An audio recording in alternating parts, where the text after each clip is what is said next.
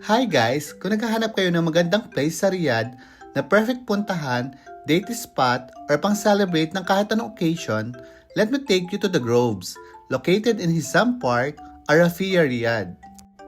Una sa lahat, very accessible ang place. Kapag gusto mo lang mag-roaming around, the entrance fee is 55 Saudi Riyals. And good news, kids from 6 to 11 years old pababa ay free ang access.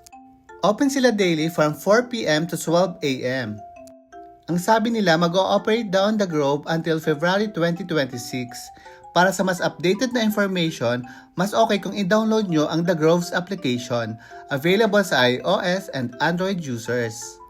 Siyempre pagpasok pa lang, maramdam na ramdam mo na agad ang hospitality nila.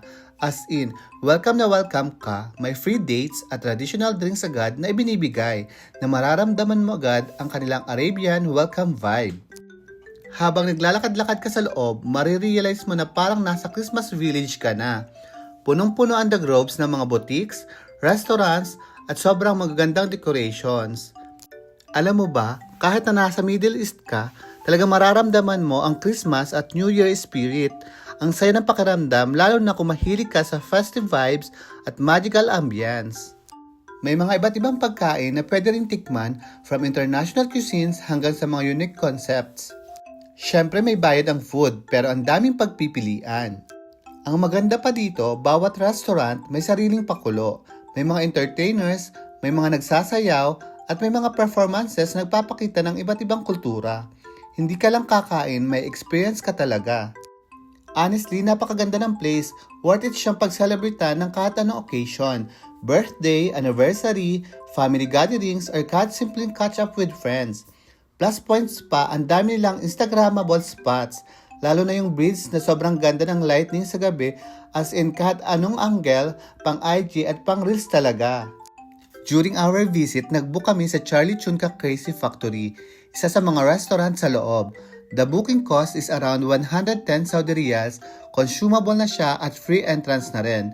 Hindi lang yon, may show pa sila sa loob kaya masasabi ko talagang sulit na sulit. Yung food nila, yes, medyo malit ang serving, good for 2 persons, pero grabe, sobrang sarap. Walang tapon, lahat masarap at ramdam mo talagang pinag-isipan ang quality. Minsan mas okay na maliit ang serving basta panalo ang lasa. At syempre, hindi lang ito ang restaurant sa The Groves. Marami pa kayong pagpipilian, bawat isa may sariling concept at vibe. Kaya sa susunod na balik namin, iba naman ang itatry naming restaurant at siguradong panibagong experience na naman yun. Overall, ang masasabi ko lang talaga, The Groves is a must-visit destination in Riyadh. Perfect siya kung gusto mo ng pagkain, entertainment, magandang ambience at unforgettable memories, all in one place. Kaya naman, kung gusto mong ma-feel ang holiday spirit, kahit wala ka sa Europe, dito mo yan mararanasan. Kaya naman kung nasa Riyadh ka o nagpaplanong gumala, isama mo na sa listahan ang The Groves. Promise, hindi ka magsisisi. At bago matapos ang gabi, hi daw, sabi ni ate. Hindi namin inaasahan sa Charlie Chunka marami din mga Filipino na nagwo-work. At syempre, nagkaroon kami ng konting kwentuhan, kamustahan, at syempre konting tawanan. At this moment, busy na kami sa pagkain. Ang masasabi ko talaga ang sarap balik-balikan. Pagkatapos namin kumain, naglakad-lakad lang kami at meron din pala silang pa-outdoor show. So goodbye for now, ingat kayo palagi, God bless!